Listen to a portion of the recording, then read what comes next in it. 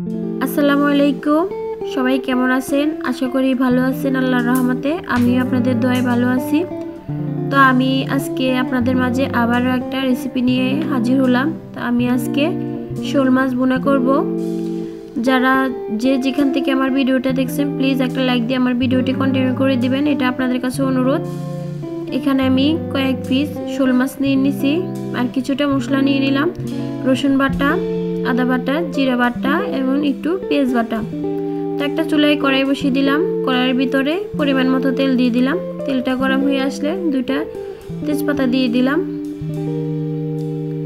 এখন দিয়ে দিলাম কিছুটা পরিমাণ পেঁয়াজ কুচি, একটু পেঁয়াজটা ভেজে নেব।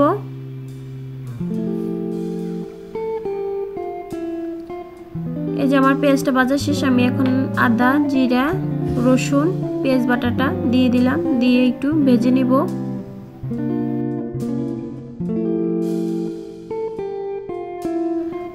তো আমার মশলাটা কষানো শেষ, এখানে দিয়ে দিব স্বাদ মতো লবণ, হাফ চামচ হলুদ গুঁড়ো দিব আর হাফ চামচ মরিচ গুঁড়ো দিব।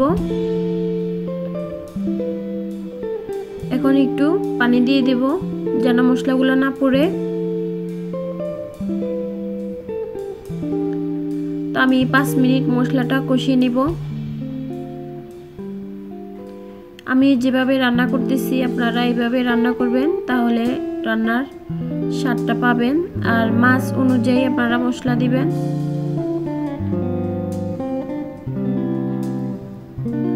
এই যে আমার মশলাগুলো কষানো শেষ, তেলটা উঠে আসছে। মশলা যত কষাবেন তরকারিটা তত ভালো লাগবে খেতে। এই যে এখন মশলাটা কষানোর পরে আমি এখন মাছগুলো দিয়ে দিব। মাছগুলো দেওয়ার পর আমি একটু নেড়ে চেড়ে দিব, মশলাগুলো মাছের সাথে মিক্স করে দিব।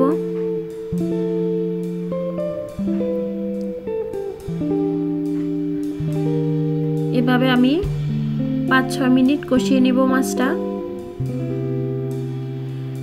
এই যে আমার 5-6 মিনিট কষানোর পরে আমি আলতোভাবে, যেন মাছগুলো না ভাঙে, আলতোভাবে নেড়ে দিব।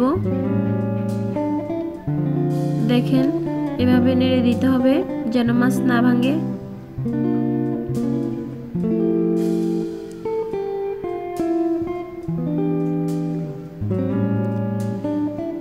এখন দিয়ে দিলাম কিছুটা পরিমাণ পানি,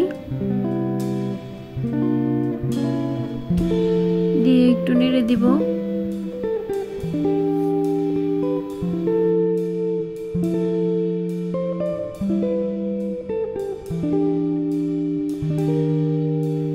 মাছের পানিটা একটু ফুটে আসলে তার সাথে আমি অ্যাড করব টমেটো।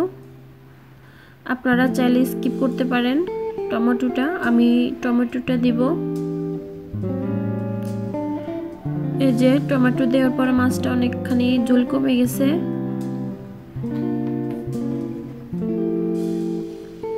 এখন দিয়ে দিব কয়েকটা কাঁচামরিচ,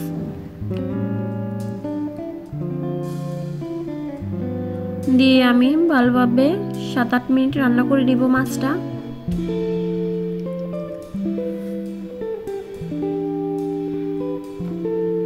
এই যে আমার 7-8 মিনিট রান্না করার পরে আমি উপরে ধনেপাতা দিয়ে দিব।